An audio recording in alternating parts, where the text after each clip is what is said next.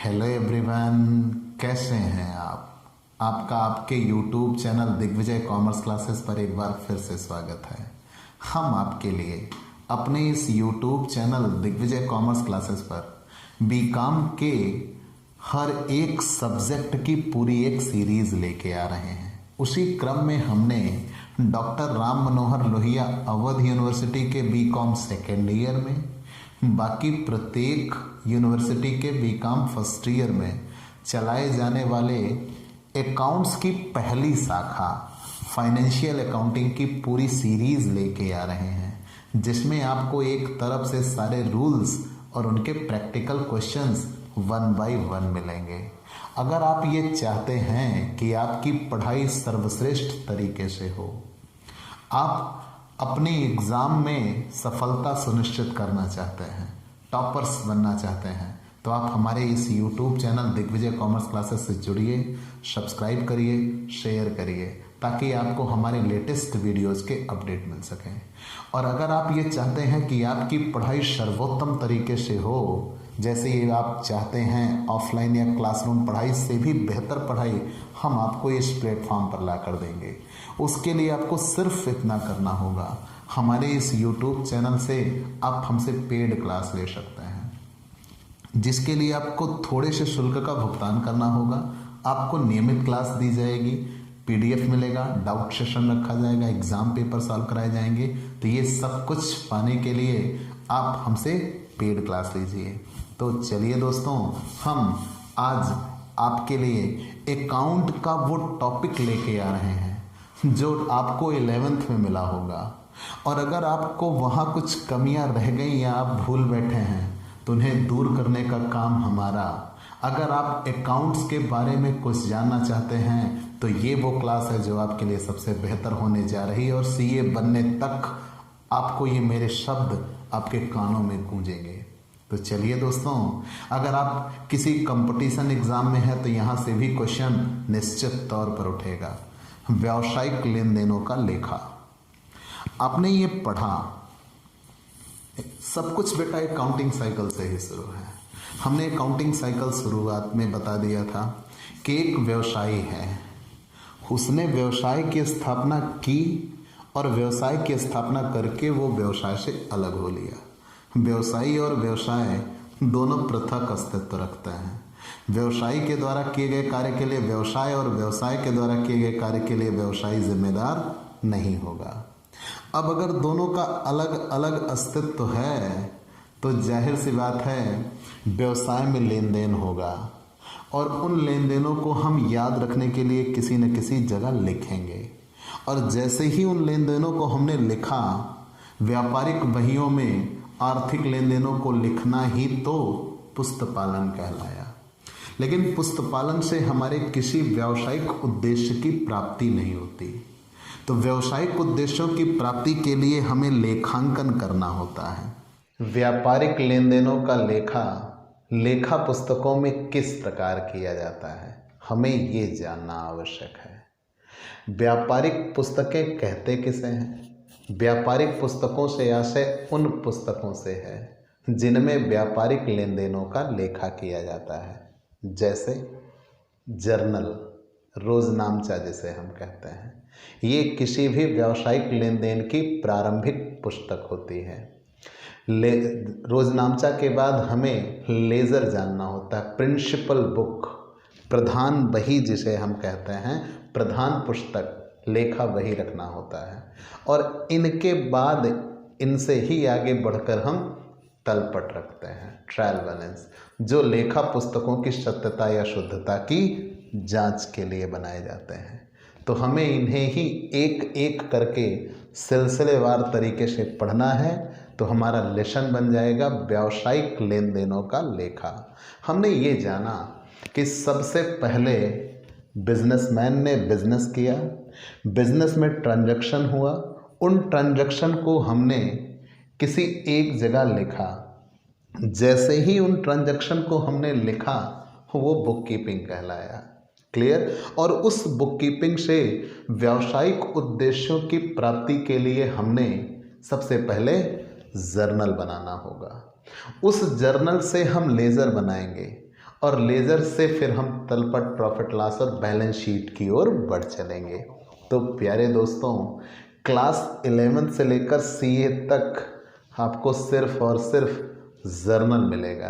तो चलिए सबसे पहले हम आपके लिए लेके आते हैं आज की ये क्लास आपके लिए जर्नल सीखने की क्लास होगी। जर्नल आखिर होता क्या है, जर्नल में क्या होता है और जर्नल बनाते कैसे हैं, इन सारी बातों की कुछ शॉर्ट ट्रिक्स हम लेके आपके लिए आ रहे हैं। ठीक है, तो मान लीजिए क्वेश्चन आ जाए जर्नल, तो आप क्या लिखेंगे? तो सबसे पहले आप जर्नल का अर्थ बताएंगे। जब आप जर्नल का अर्थ बता चुके होंगे तो जर्नल का अर्थ बता देने के बाद आप जर्नल का फॉर्मेट बताएंगे, फॉर्मेट ऑफ जर्नल। ठीक है, जर्नल का अर्थ बता चुके होने के बाद आप बताएंगे format of journal, format of journal. ठीक है, कि जर्नल का प्रारूप क्या होगा।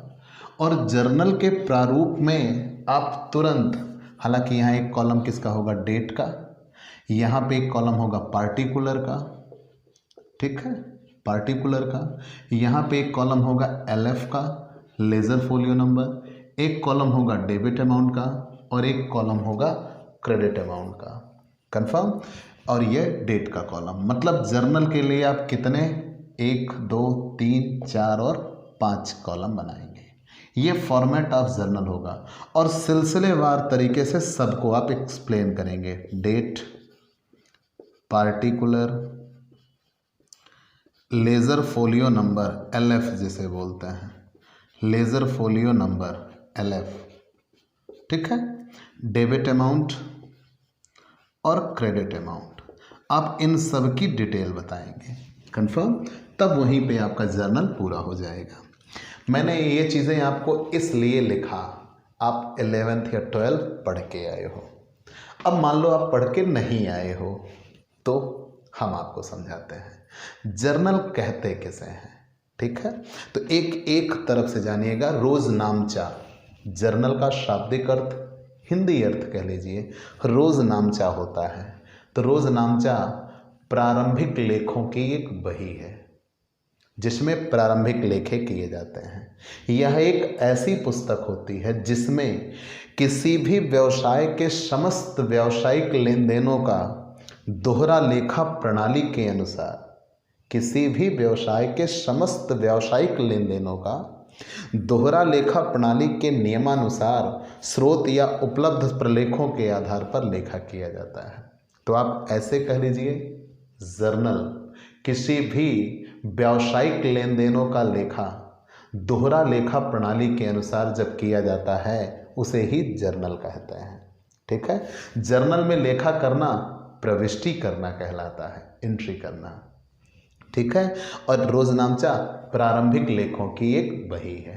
तो पूरी डेफिनेशन आप क्या देंगे, रोजनामचा प्रारंभिक लेखों की एक बही है। ठीक, चलिए मान लिया। रोजनामचा यह एक ऐसी पुस्तक है जिसमें व्यावसायिक लेन देनों का लेखा दोहरा लेखा प्रणाली के सिद्धांतों के अनुसार किया जाता है। वास्तव में जर्नल शब्द की उत्पत्ति फ्रेंच भाषा के जोर शब्द से हुई है। ठीक है, फ्रेंच भाषा के जोर शब्द से हुई है जिसका शाब्दिक अर्थ होता है प्रतिदिन। अभिप्राय, व्यवसाय में जितने भी लेन देन होंगे उन लेन देनों का जब हम प्रतिदिन के व्यापारिक लेन देनों का लेखा दोहरा लेखा प्रणाली के अनुसार करते हैं उसे ही जर्नल कहा जाता है। अगर हम इसका हिंदी नाम तोड़ें तो रोज नाम च, रोज से अभिप्राय प्रतिदिन से और नाम से अभिप्राय अंकित करना। ठीक है, च मतलब करना होता है, नाम मतलब अंकित। तो याद रखिएगा पूरी परिभाषा या डेफिनेशन क्या बनी। जर्नल, जर्नल प्रारंभिक लेखों की एक बही है। किसी भी व्यावसायिक लेन देनों का लेखा जब दोहरा लेखा प्रणाली के अनुसार किया जाता है उसे ही जर्नल कहते हैं।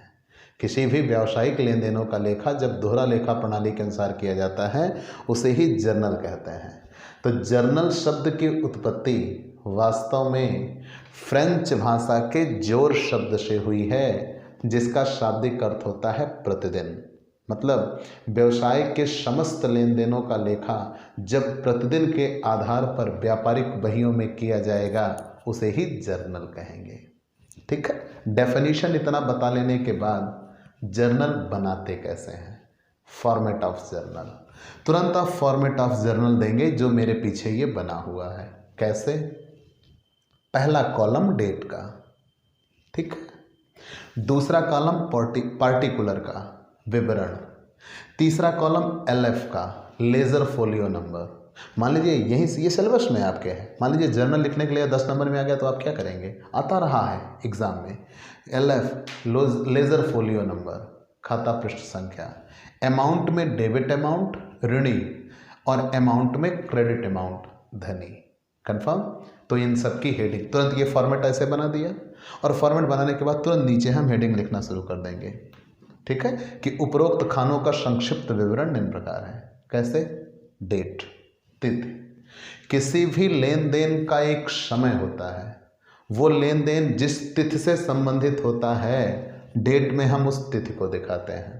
किसी भी लेन देन से संबंधित वो तिथि यहाँ पर दिखाई जाती है, वास्तव में वो लेन देन जिस तिथि को हुआ होता है।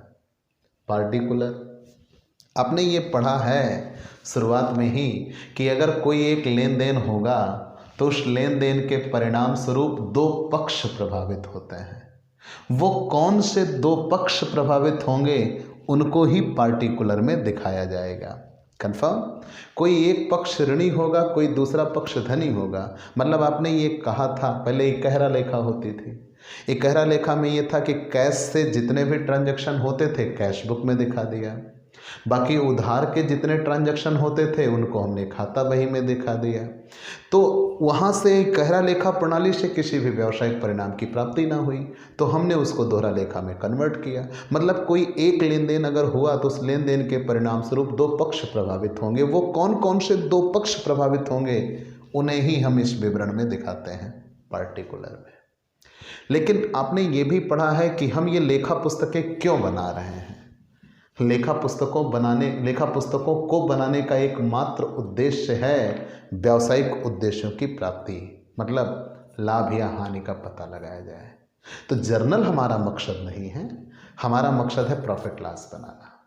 तो जर्नल से आगे हमें लेजर बनाना होगा, तो जिस पृष्ठ पर इसका लेजर बनाया जाएगा, क्योंकि जर्नल सबका एक साथ होता है और लेजर सबका अलग अलग, तो जिस पृष्ठ पर इसका लेज़र तैयार किया जाएगा वहीं पर ये लेज़र पृष्ठ संख्या डाल दी जाएगी। जैसे यहाँ लिखा होगा कैश अकाउंट और यहाँ लिखा है 5, तो लेज़र हम खोलेंगे, लेज़र में 5वें नंबर का पेज खोलेंगे तो हमें कैश के सारे लेन देन मिल जाएंगे। तो लेज़र फोलियो नंबर क्या बताता है कि आगे चलकर किस पृष्ठ पर इसकी खतौनी हुई है वो लेज़र फोलियो नंबर होता है। और किसी एक लेन देन के परिणाम स्वरूप दो पक्ष प्रभावित होते हैं, कोई एक पक्ष ऋणी होता है और दूसरा पक्ष धनी होता है। जो पक्ष ऋणी होता है उसे हम डेबिट करते हैं और जो पक्ष धनी होता है उसे हम क्रेडिट करते हैं। तो विवरण तो पार्टिकुलर में दिखाया जाता है, लेकिन उनकी वास्तविक राशियां किधर दिखाई जाती हैं, डेबिट का अमाउंट डेबिट में और क्रेडिट का अमाउंट क्रेडिट में। कंफर्म? तो डेबिट शब्द की उत्पत्ति डेबिटम शब्द से हुई है जिसका अर्थ होता है ऋणी, और क्रेडिट शब्द की उत्पत्ति क्रेडर शब्द से होती है जिसका शब्द होता है अर्थ होता है धनी। ये जमा पक्ष है और ये नाम पक्ष है, नाम पक्ष और ये जमा पक्ष। ठीक है, चलिए ये आपने जान लिया, नाम पक्ष जमा पक्ष, नाम राशि जमा राशि। तो जानते रहिएगा, मैंने ये कहा किसी भी व्यावसायिक लेन देन के परिणाम स्वरूप दो पक्ष प्रभावित होते हैं, कोई एक पक्ष ऋणी होता है और कोई दूसरा पक्ष धनी होता है। तो जो पक्ष ऋणी होता है उसे हम डेबिट करते हैं, ठीक है, और जो पक्ष धनी होता है उसे हम क्रेडिट करते हैं। इतना तो आपको यहाँ बताना होगा। पहले आपने जर्नल शब्द के बारे में बताया कि फ्रेंच भाषा के जोर शब्द से हुई है जिसका शाब्दिक अर्थ होता है प्रतिदिन। रोजनामचा के लिए आप बता देंगे, जर्नल बताएंगे किसी भी लेन देन की ये प्रारंभिक प्रविष्टि होती है।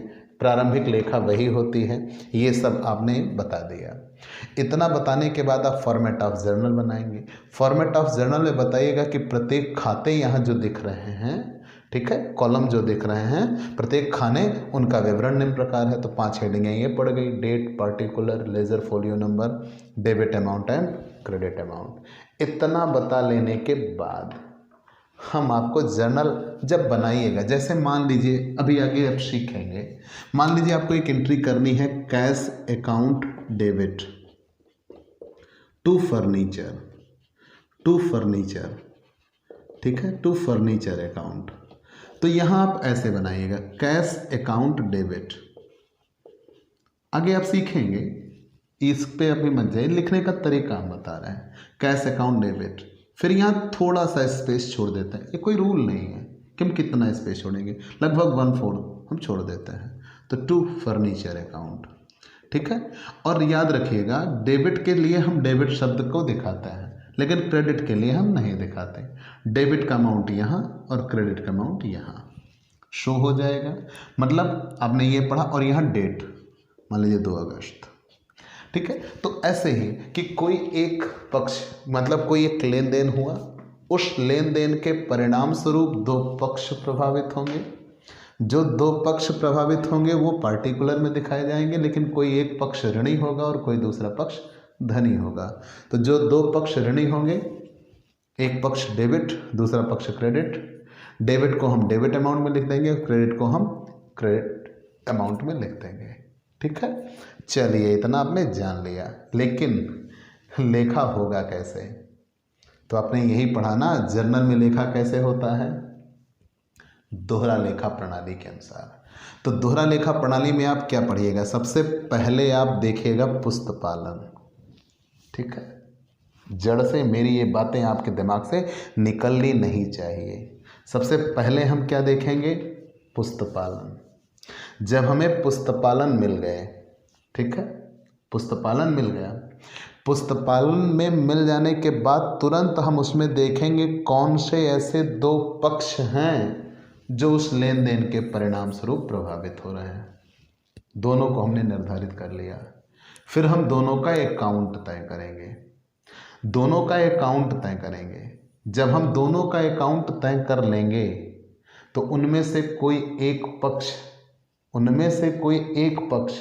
मतलब किसी एक अकाउंट का प्रतिनिधित्व कर रहा होगा, कोई दूसरा किसी दूसरे अकाउंट का प्रतिनिधित्व कर रहा होगा, हो सकता है सेम अकाउंट का प्रतिनिधित्व कर रहा हो। हमने क्या किया, सबसे पहले लेन देन हुआ था, उस लेन देन की बुक कीपिंग हुई। बुक कीपिंग में हमने सबसे पहले 2 पक्ष निर्धारित कर लिए कि वो कौन से 2 पक्ष हैं जो इस लेन देन से प्रभावित हुए, ठीक है। तो जब वो 2 पक्ष प्रभावित हुए तो उनमें देख लिया कौन सा खाता लगेगा और उन्हीं खातों के हम नियम लगा देंगे। तो यहाँ पे जर्नल में लेन देनों का नियम या जर्नल में लेखा करने का नियम, अब आपको जानना है जर्नल में लेखा करने का नियम क्या है।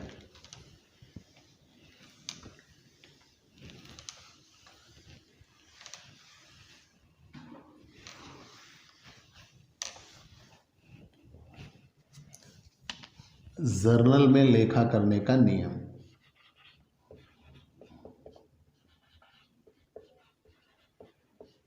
जर्नल में लेखा करने का नियम।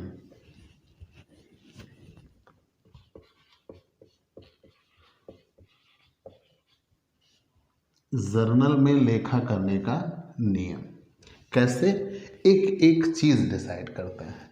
हम किताब के लिए ही आते हैं, लेकिन अब चूंकि अभी आगे आपको और भी बातें बन ली हैं कि कब नकद लेन देन हुआ है, कब उधार लेन देन हुआ है, तो उन सब बातों के बाद हम प्रैक्टिस पे आपको लाना चाहते हैं, ठीक है।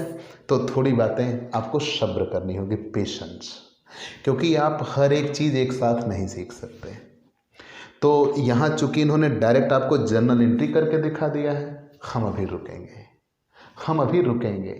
हम पहले आपको जितनी बातें बताते हैं आप उतना जानिएगा, फिर ठहर जाइएगा, फिर हम आगे चलेंगे और जब सारी चीज़ें क्लियर हो जाएंगी तो हम एक एक करके जोड़ेंगे, ठीक है। कैसे देखिएगा, मैंने यहाँ ये कहा कि सबसे पहले बिजनेस है, स्टेप वाइज स्टेप देखिएगा। बिजनेस है, बिजनेस में ट्रांजैक्शन हुआ, श्योर है होगा। जैसे ही ट्रांजैक्शन हुआ हमने उस ट्रांजैक्शन को लिख दिया। जब हमने उस ट्रांजैक्शन को लिखा ताकि रिमेंबरिंग बनी रहे और आगे चलकर हम उससे कोई परिणाम भी प्राप्त कर सकें, तो लिखा तो वो बुक कीपिंग कहलाया। यहाँ तक तो बहुत आसान है, हर व्यवसायी करता है। लेकिन जब लाभ या हानि जानने की प्रक्रिया आगे बढ़े तो हमें करना होगा व्यावसायिक लेन देनों का लेखा। जब हमें व्यावसायिक लेन देनों का लेखा करना होगा तो हमें जर्नल बनाना होगा, हमें लेजर बनाना होगा। हम चाहें तो तलपट बनाएं, चाहें तो ना बनाएं, ये हमारी इच्छा पर है, ठीक है। लेकिन ये दो तो बनाने ही होंगे। जर्नल कैसे बनेगा? दोहरा लेखा प्रणाली के अनुसार। तो दोहरा लेखा प्रणाली के अनुसार ये कहा गया है कि कोई लेन देन होता है तो उस लेन देन के परिणाम स्वरूप दो पक्ष प्रभावित होते हैं। तो वो कौन कौन से दो पक्ष प्रभावित हुए हैं, पहले उनको ढूंढिए। मतलब उस बुक कीपिंग में पहले देखिएगा कौन से दो पक्ष प्रभावित हुए, फिर उन दोनों पक्षों का आप खाता तय कर देंगे। खाते कितने होंगे यहाँ के लिए हमने हालांकि आपको बताएं, खाते दो प्रकार के होते हैं, पर्सनल, इम्पर्सनल। पर्सनल में दो तोड़ दिया था, डेटर और क्रेडिटर। इम्पर्सनल में दो तोड़ दिया था, रियल और नॉमिनल। पिछली क्लास में आप पढ़ चुके हैं। लेकिन बेसिकली आप मानेंगे तीन प्रकार के होते हैं।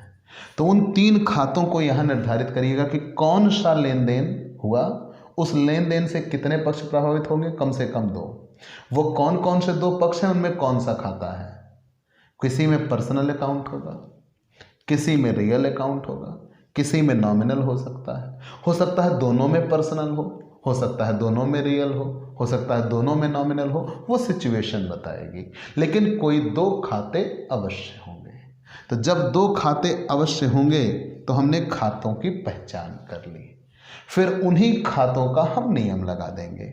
और वो नियम आपको पता है, लेन देनों के सुनहरे नियम, गोल्डन रूल ऑफ ट्रांजैक्शन। कौन कौन से? तो जर्नल में लेखा करने के नियम। तो पर्सनल अकाउंट का जर्नल कैसे बनेगा? तो पर्सनल अकाउंट के जर्नल के लिए डेबिट द रिसीवर और क्रेडिट द गिवर। आप ये पढ़ चुके हो, debit the receiver and credit the giver. मैंने इनको डिटेल के साथ आपको समझाया था कि अगर आपको जर्नल बनाना है तो दोहरा लेखा प्रणाली के नियमों के अनुसार बनाना होगा। पहले बिजनेस से ट्रांजैक्शन में बुक कीपिंग से हम जर्नल बनाएंगे, लेजर बनाएंगे, ट्रायल बैलेंस इच्छा रहित तो बनाएंगे। जर्नल बनाना है तो दोहरा लेखा प्रणाली के नियमों के अनुसार बनेगा। और दोहरा लेखा प्रणाली के नियमों के अनुसार सबसे पहले उस लेन देन से कौन से दो पक्ष प्रभावित हो रहे हैं हम उनकी पहचान करेंगे। जब वो दो पक्ष पहचान में आ गए तो हम ये देखेंगे वो किन खातों से संबंधित हैं, ठीक है। जब उन खातों की हमें पहचान हो गई तो हम उनके नियम लगा देंगे। पर्सनल अकाउंट के लिए नियम क्या लगेगा? Debit the receiver, credit the giver. प्राप्तकर्ता को ऋणी और देने वाले को धनी कर देते हैं।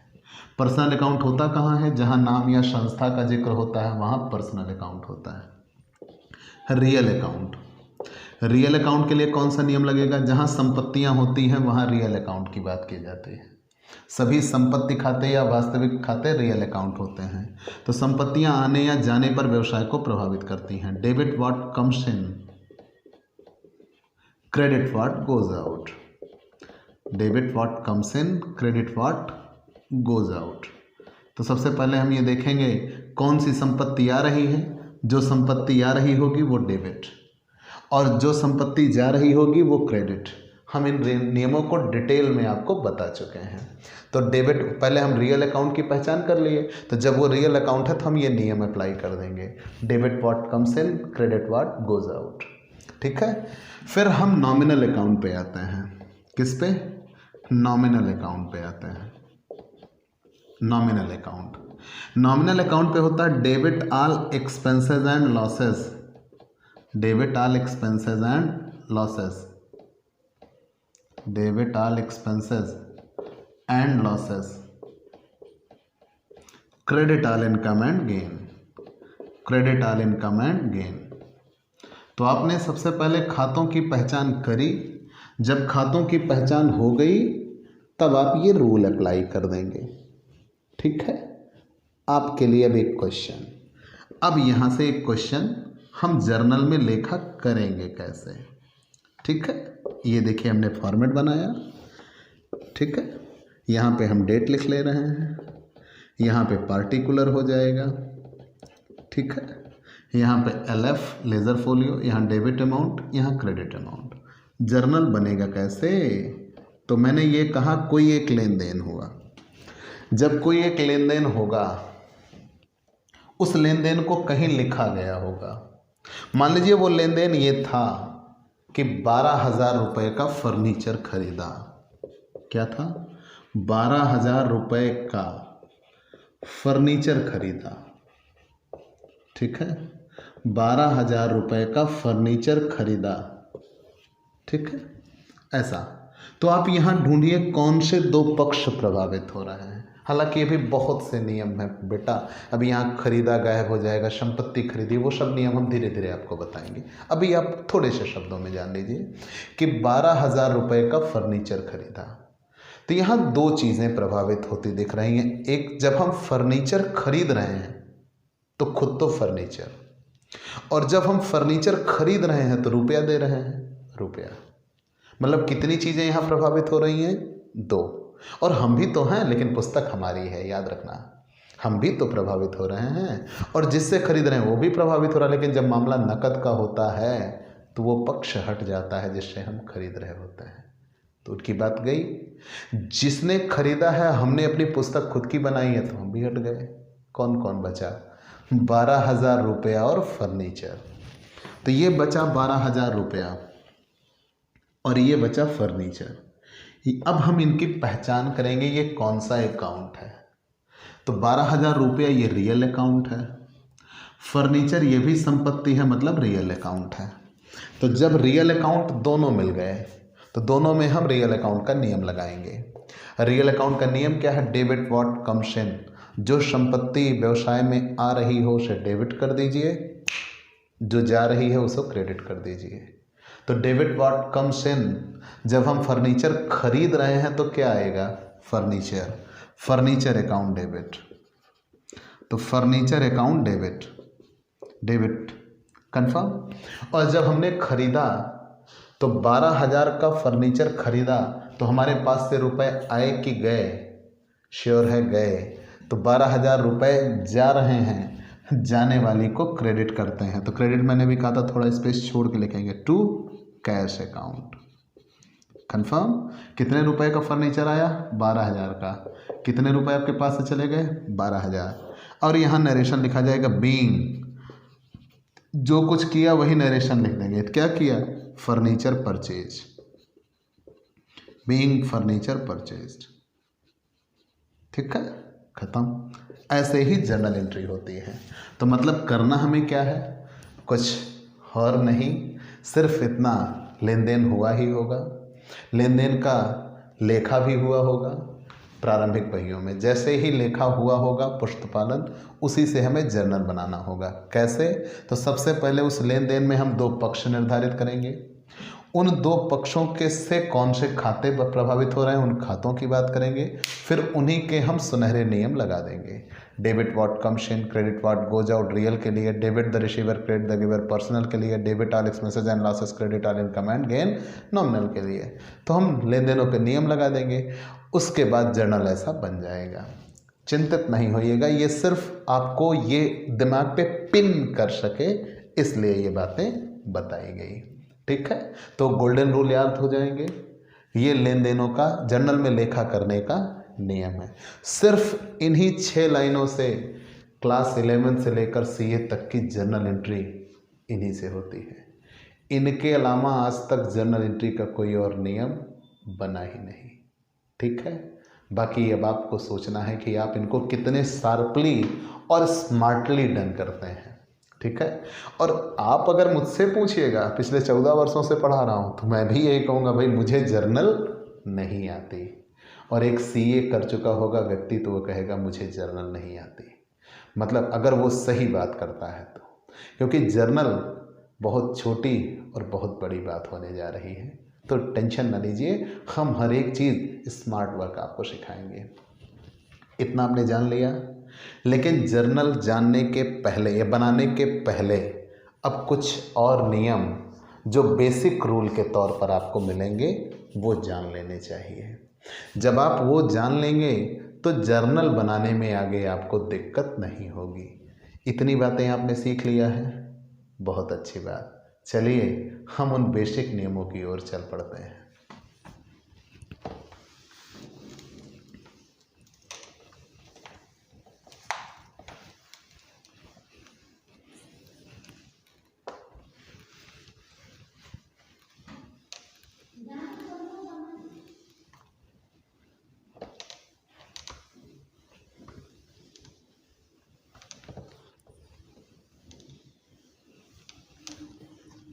माल, गुड्स। गुड्स पे नियम क्या बनेगा? माल। माल शब्द से एंट्री नहीं करते। थोड़ा सा जिक्र मैंने पिछली क्लास में कर दिया था। पहले माल शब्द से प्रविष्टि हो जाया करती थी हम, लेकिन अब कब से नहीं करते? तो सच में बेटा 2006 से मैं कॉमर्स में आया हूँ। तो 2000 भाई मैंने ग्रेजुएशन से कॉमर्स लिया हुआ है, बायोलॉजी से स्टूडेंट रहा हूँ।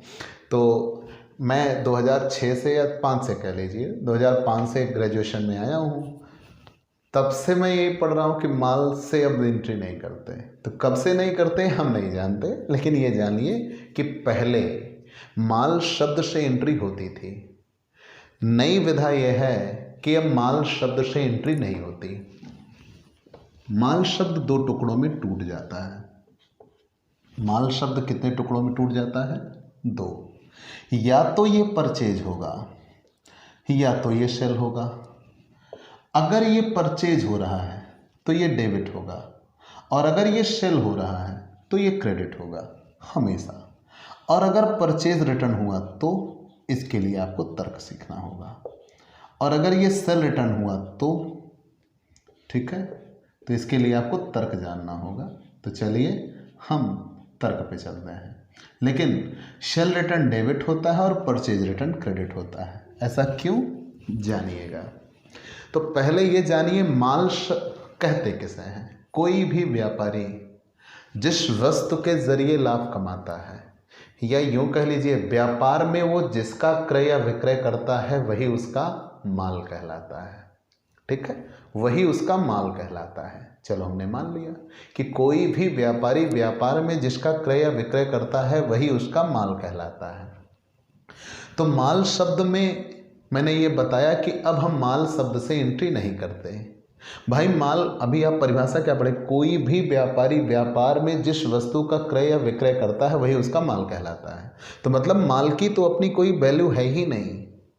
वो तो या तो खरीद रहा जाया हुआ, वो तो या तो खरीदा जाएगा या तो बेचा जाएगा। तो माल शब्द तुरंत कितने टुकड़ों में बिखर गया? 2। या वो परचेज होगा व्यवसाय में या वो सेल होगा। अगर वो परचेज हो रहा है, अब माल तो रियल अकाउंट है, क्यों भाई? इसमें संपत्ति का तत्व मिला हुआ है, संपत्ति है, माल से हमें पैसे मिलते हैं। तो जिनके परिणाम स्वरूप आपको कुछ धन मिले वो आपके लिए संपत्तियां हैं, रियल। तो चलिए माल शब्द रियल मान लिया। तो माल शब्द से अब हम एंट्री नहीं करेंगे। माल कितने टुकड़ों में टूट जाएगा? 2। या तो परचेज या तो सेल। अब अगर हमने परचेज किया तो माल हमारे पास आएगा कि जाएगा? आएगा। और रियल अकाउंट का नियम है कि आने वाली को डेबिट, इसलिए परचेज हमेशा डेबिट। कुछ परिस्थितियां ऐसी भी बनेगी जब परचेज क्रेडिट होता है, जैसे अगर कभी कोई माल नष्ट हो रहा हो तो परचेज क्रेडिट करते हैं, कभी कोई माल नमूने के रूप में बांट दिया हो तो परचेज क्रेडिट करते हैं, और माल का आहरण हो जाए तो परचेज क्रेडिट करते हैं। याद रखिएगा। लेकिन बेसिकली आप ये जानिएगा कि माल हमेशा परचेज अगर मिला तो डेबिट होगा। अभी तो आप इतना ही मानिए परचेज अगर मिला तो डेबिट होगा, और अगर सेल मिला तो सेल तो हमेशा क्रेडिट होता है, क्योंकि व्यवसाय में जब माल का विक्रय किया जाएगा तो विक्रय के परिणाम स्वरूप हमारे पास से संपत्ति जाती है, इसलिए उसे क्रेडिट करते हैं। अब अगर रिटर्न हो गया तो हमने माल खरीदा था, पसंद नहीं आया, वापस कर दिया, तो जब हमने माल वापस कर दिया तो परचेज रिटर्न कहेंगे। तो भाई तराजू के दो पल्ले होते हैं ना, अगर एक ही पल्ले पर एक बार चीज़ रखी गई थी, दो बार उस पर रख दिया तो वो और भारी हो गई। अगर उससे कुछ हटाना है तो उस पलड़े से हटा के दूसरे पलड़े पे डाल दो, तभी तो वो कम होगा, नहीं तो वो कम तो होने से रहा। तो सेम वही पॉलिसी यहाँ लगाई है। तराजू के दो पलड़े हैं, डेबिट और क्रेडिट, दोनों बराबर होने चाहिए। परचेज डेबिट कर बैठे हैं, उसी में से कोई सामान वापस कर रहे हैं, मतलब वहाँ से हमें हटाना है, तो हटा के उसको इस पे डाल दो, तभी माइनस हो जाएगा। तो जो परचेज डेबिट हो चुका है, अगर उसी में से कोई परचेज वापस जा रहा है तो परचेज रिटर्न उससे क्या हो जाएगा, क्रेडिट। और अगर सेल क्रेडिट हो चुका है तो हम बेचे थे, सामान हमारे पास से चला गया था, सेल रिटर्न हो गया, सामने वाले को माल पसंद नहीं आया, उसने वापस कर दिया, तो माल हमारे पास वापस आ जाएगा, सेल रिटर्न डेबिट हो जाएगा। या आप ऐसे भी समझ सकते हो, जब सेल क्रेडिट था तो रिटर्न क्या हो जाएगा, डेबिट। अपोजिट एंट्री करेंगे तभी घटेगा। तो आप अपने दिमाग में ये बात फिट कर लो, क्लियरली फिट कर लो कि माल शब्द से एंट्री नहीं होने जा रही। अगर माल शब्द लिखा होगा तो सबसे पहला चीज़ हम ढूंढेंगे परचेज है या सेल। परचेज है तो डेबिट होगा और सेल है तो क्रेडिट होगा। और परचेज रिटर्न भी हो सकता है, सेल रिटर्न भी हो सकता है। परचेज रिटर्न है तो क्रेडिट होगा, सेल रिटर्न है तो डेबिट होगा। मतलब माल शब्द अब इन 4 टुकड़ों में बिखर के आ जाएगा। ठीक है, ये ज़रूर वो 6 लाइन गोल्डन रूल याद किए ना, ये उनके साथ जोड़ लो।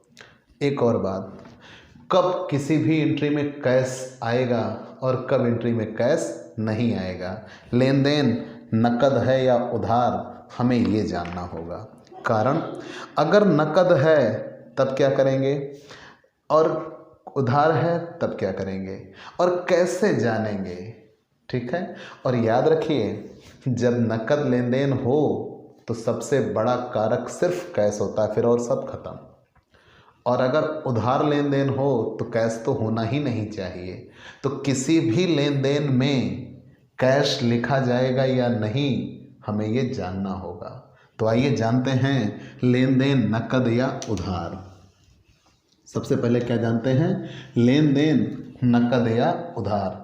कोई लेन देन उधार है या नकद, लेन देन उधार है अथवा नकद, लेन देन उधार है अथवा नकद, हमें ये पहचानना होगा।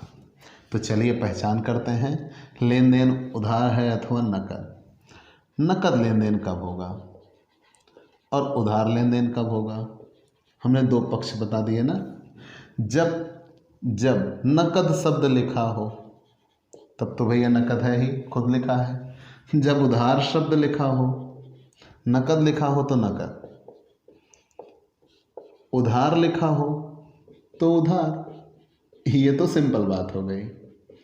लेकिन जब पार्टी का नाम ना दिया हो, मतलब पार्टी का नाम ना दिया हो,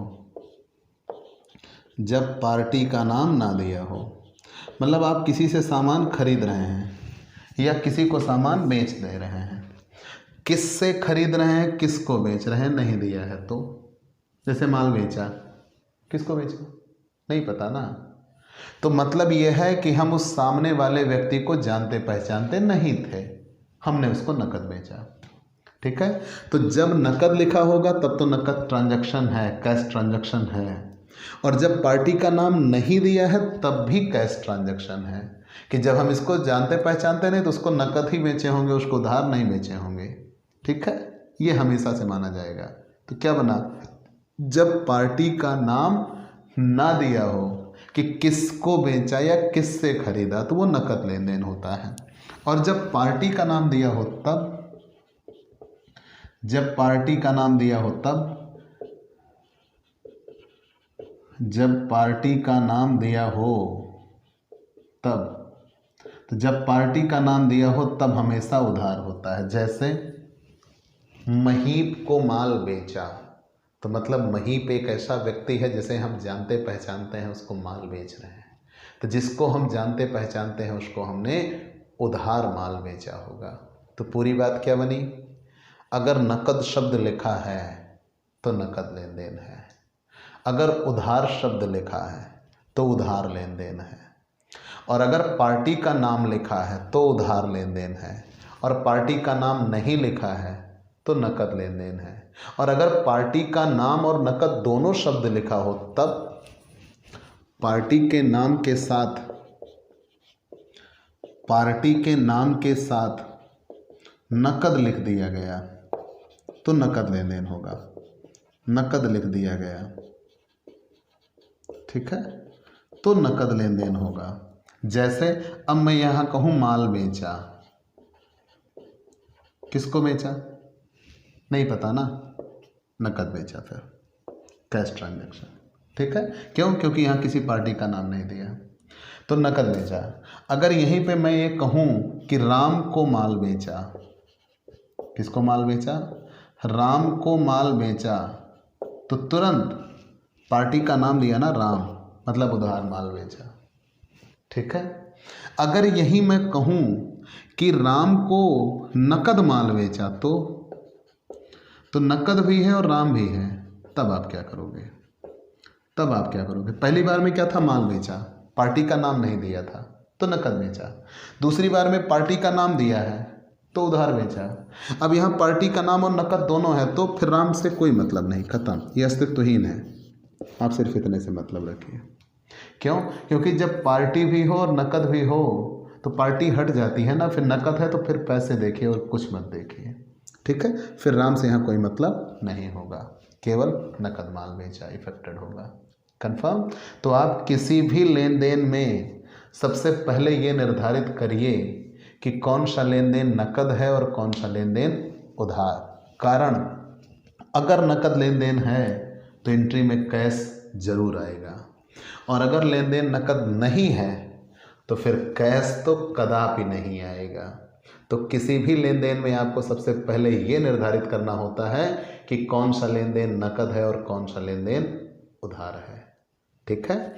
तो यहाँ जैसे कुछ दिए गए हैं कि 5,000 रुपये का माल नकद बेचा तो नकद लेन देन, 5,000 रुपये का माल मोहन को नकद बेचा तो पार्टी का नाम और नकद सब दोनों तो नकद है, ठीक है। 35,000 रुपये का माल मोहन को बेचा, व्यक्ति का नाम लिखा मतलब पार्टी, तो उधार बेचा। फर्नीचर खरीदा या माल खरीदा तो किसी का नाम नहीं लिखा मतलब नकद लेन देन। कंफर्म? चलिए हमने जान लिया। अब इतना जान लेने के बाद केवल आपको एक चीज़ और जाननी है, छूट अथवा कटौती। क्या जानना है? छूट अथवा कटौती। छूट जान लिया तो मतलब समझिएगा जर्नल की आधी लड़ाई फतेह कर ली। छूट अथवा कटौती।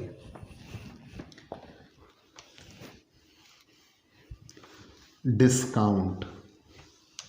क्या जानना है? छूट अथवा कटौती। डिस्काउंट,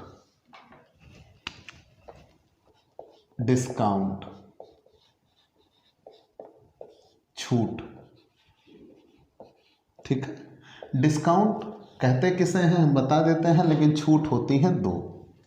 कौन कौन सी? ट्रेड डिस्काउंट जिसे हम व्यापारिक छूट कहते हैं,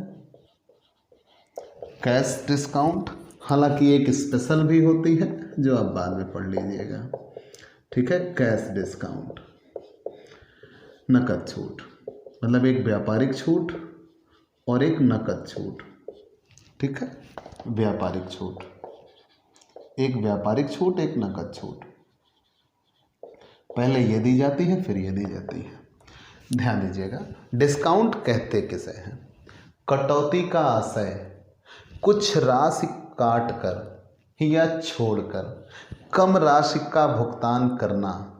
फिर समझ लीजिए, छूट का आशय कुछ राशि काट कर या छोड़कर कम राशि प्राप्त करना या भुगतान करना छूट पे लेन देन कहलाता है। जैसे कि मान लीजिए कोई पुस्तक खरीदने जाते हैं और सामने वाले ने कहा पुस्तक का मूल्य 100 रुपये छपा हुआ है, लेकिन हम आपको 10% काट के 90 रुपये में भुगतान कर देते हैं, या 90 रुपये में वो हमें पुस्तक देता है, तो मतलब हम ये कहेंगे कि वो वस्तु हमें 10% छूट पर मिली। तो छूट शब्द समझ गए? फिर से जान लीजिए कि छूट शब्द का आशय या कटौती का आशय कुछ राशि काट कर कुछ राशि काटकर या छोड़कर कम राशि प्राप्त करना या भुगतान करना ही छूट कहलाता है। ठीक है, चलिए हमने ये मान लिया। छूट के बारे में हमने एक उदाहरण भी दे दिया, लेकिन छूट कितने प्रकार की होंगी? 2। एक होती है व्यापारिक छूट और एक होती है नकद छूट। हम एक एक बता रहे हैं, आप सुनिएगा। व्यापारिक छूट किसे कहते हैं? ये वो छूट होती है जो बिक्री को बढ़ाने के लिए की जाती है। ये छूट पहले से प्रस्तावित होती है और सबको समान रूप से दी जाती है। फिर से सुन लीजिए, ये वो छूट होती है जो बिक्री बढ़ाने के उद्देश्य से दी जाती है, पहले से प्रस्तावित होगी, सबको समान रूप से दी जाएगी और ये सदैव छूट का लेखा नहीं होता। केवल ये जितनी छूट होगी घटा दी जाएगी, लेकिन हम इसका कहीं लेखा नहीं करते।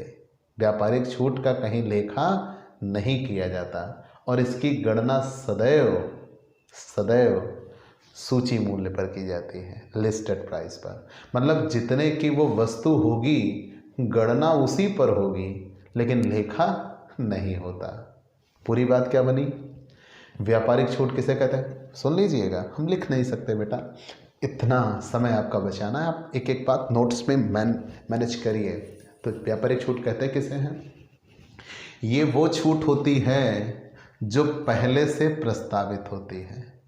इसका एकमात्र मकसद होता है व्यापार की बिक्री बढ़ाना, जो व्यापार की बिक्री बढ़ाने के लिए दी जाती है और सबको एक समान रूप से दी जाती है, पहले से तय होगी और इसकी गणना हमेशा सूची मूल्य पर की जाती है, लिस्टेड प्राइस पर। ये जब छूट दी जाएगी तो इसे घटा देंगे, लेकिन इसका कहीं लेखा नहीं होता। जैसे 10,000 रुपये का टीवी 10% छूट पर बेचा, तो अगर वो 10,000 रुपये का टीवी है, 10% छूट पर आप दे रहे हैं, तो 10,000 का 10% मतलब 1,000। तो सामने वाला ये समझ रहा है कि अगर हमारी जेब में 9,000 रुपये हैं तो भी हमें ये वस्तु मिल सकती है।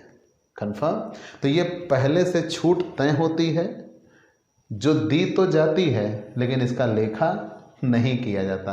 अमाउंट घटा, अब उस दशा में एंट्री 10,000 से नहीं होगी, केवल कितने से होगी? 9,000 से। अब उस 1,000 को हम भूल जाएंगे, उसे कहीं दिखाएंगे भी नहीं। तो पूरी बात क्या बनी? व्यापारिक छूट उसे कहते हैं जो बिक्री बढ़ाने के लिए दी जाती है, सूची मूल्य पर दी जाती है, जो पूरे सूची मूल्य में से छूट घटा तो दी जाएगी, लेकिन उसका कहीं लेखा नहीं करते। ठीक है, उसका कहीं लेखा किया ही नहीं जाता, उसको केवल घटा दिया जाता है बस। नकद छूट किसे कहते हैं? यही अकाउंट में सबसे बड़ा रोल अदा करेगी, जिसका लेखा होगा। नकद छूट वो होती है जो नकद लेन देन को बढ़ाने के लिए दी जाती है। चाहे हम नकद खरीद रहे हों या नकद पा रहे हों, तब हमें छूट दी जा सकती है या मिल सकती है। हो सकता है हमने छूट दी हो सकता है हमें छूट मिली हो। तो नकद छूट किसे कहते हैं? ये वो छूट होती है जो नकद लेन देनों को बढ़ावा देने के लिए दी जाती है। ये वो छूट होती है जो नकद लेन देनों को बढ़ावा देने के लिए दी जाती है, उसे हम नकद छूट कहते हैं, कैश डिस्काउंट कहते हैं, ताकि नकद लेन देन ज़्यादा से ज़्यादा आए। ठीक है, चाहे हम नकद कोई सामान खरीद रहे हों और चाहे हम कोई सामान नकद बेच रहे हों, तो नकद छूट हमेशा नकद लेन देनों पर दी जाएगी और इनका लेखा करते हैं। अगर हमने नकद छूट दिया तो ये हमारे लिए खर्च बनेगी या हानि के रूप में आएगी, कह लीजिए नॉमिनल अकाउंट में दिखाएंगे। और अगर हमें नकद छूट मिली तो ये हमारे लिए इनकम बन जाएगी और ये भी नॉमिनल अकाउंट होगा, तब क्रेडिट हो जाएगी। कंफर्म? तो डिस्काउंट या कैश डिस्काउंट का ही लेखा होता है। तो कैश डिस्काउंट कौन सा अकाउंट है? तो कैश डिस्काउंट नॉमिनल अकाउंट है। तो छूट दिया तो डिस्काउंट डेबिट, छूट मिली तो डिस्काउंट क्रेडिट। छूट दी तो डिस्काउंट डेबिट होगी, छूट दी तो डिस्काउंट डेबिट होगी, और छूट मिली तो डिस्काउंट क्रेडिट होगी। इतना याद रखिएगा। ठीक है, और इसकी गणना किस पर होगी? सदैव नकद भुगतान या नकद प्राप्ति पर होगी। जब नकद लेन देन हो, अब मान लीजिए दोनों एक साथ हैं, तो पहले ट्रेड डिस्काउंट दे देने के बाद फिर जितना नकद पेमेंट हो रहा होगा उस पर, जैसे 10,000 का टीवी 10% व्यापारिक छूट और 2% नकद छूट पर खरीदा तो 10,000 का टीवी 10% व्यापारिक छूट मतलब 1,000 निकल लिया, 9,000 बचा। अब 9,000 अगर पूरे आप पेमेंट करने आ गए तो वो 2% और आपको दे देंगे, मतलब कितने रुपए, 180 रुपये की और आपको छूट मिल जाएगी। तो उस दशा में आपको ये टीवी 8,820 रुपये का मिल जाएगा। उस दशा में आपको ये टीवी कितने मिल जाएगा, 8,820 में। उस दशा में आपको छूट कितने की मिल गई, 180 रुपये की। तो छूट वहाँ पे क्या हो जाएगी, क्रेडिट। तो पूरी बात क्या बनी, 10,000 का टीवी 10% व्यापारिक छूट पर, व्यापारिक छूट घटा तो दिया, लेखा नहीं करेंगे, मतलब लेखा 9,000 से होगा। अब 9,000 अगर हमने पूरा नकद दे दिया तो सामने वाले ने 2% और छूट दे दी, 2% और मिल गया फ़ायदा। तो हमारे पास से केवल 8,820 रुपये जाएंगे और टीवी हमारे पास कितने का आ जाएगा, 9,000 का। कंफर्म, टीवी हमारे पास कितने का आ जाएगा, 9,000 का। कंफर्म। तो याद रखिए, नकद छूट किसे कहते हैं, ये वो छूट होती है जो नकद लेन देन को बढ़ावा देने के लिए दी जाती है। ठीक है, अगर छूट दिया है तो डेबिट, अगर छूट मिली है तो क्रेडिट, नॉमिनल अकाउंट। कंफर्म। इतना जान लेने के बाद कुछ विशेष छूट भी होती हैं जो किसी ग्राहक विशेष को दी जाती हैं। किसको, ग्राहक विशेष को दी जाती है। लेकिन विशेष छूट का यहाँ कहीं कोई लेखा नहीं है, तो इसलिए आप जानिए केवल कितने, 2, ट्रेड डिस्काउंट और कैश डिस्काउंट। तो प्यारे दोस्तों, जर्नल में मुख्यतः इतने ही नियम मिलते हैं, फिर आपको जर्नल करना सीखना होगा। हम एक एक आपको सिखाएंगे। तो आपको ये क्लास कैसी लगी हमें ज़रूर बताइएगा। आपके लाइक और कमेंट का इंतज़ार रहेगा। आप हमसे नियमित क्लास पाना चाहते हैं, पेड क्लास पाना चाहते हैं, तो आप हमारे व्हाट्सएप नंबर पर व्हाट्सएप करिए, मैसेज करिए। आपको पेड क्लास की पूरी जानकारी दी जाएगी, जिसमें आप थोड़े से शुल्क का भुगतान करके हमसे नियमित क्लास पा सकते हैं। आपको PDF मिलेगा, डाउट सेशन रखा जाएगा, एग्ज़ाम पेपर सॉल्व कराए जाएंगे, ये सब कुछ। तो आप हमसे जुड़िए, पेड क्लास लीजिए। पूरे BCom के हर एक सब्जेक्ट की क्लासेस यहाँ अवेलेबल हैं। तो प्यारे दोस्तों, किस सोच में बैठे हैं, दिग्विजय कॉमर्स क्लासेस को सब्सक्राइब करिए, शेयर करिए, बेल आइकन दबाइए। तो आज की क्लास में इतना ही, चलते हैं दोस्तों, बाय बाय दोस्तों।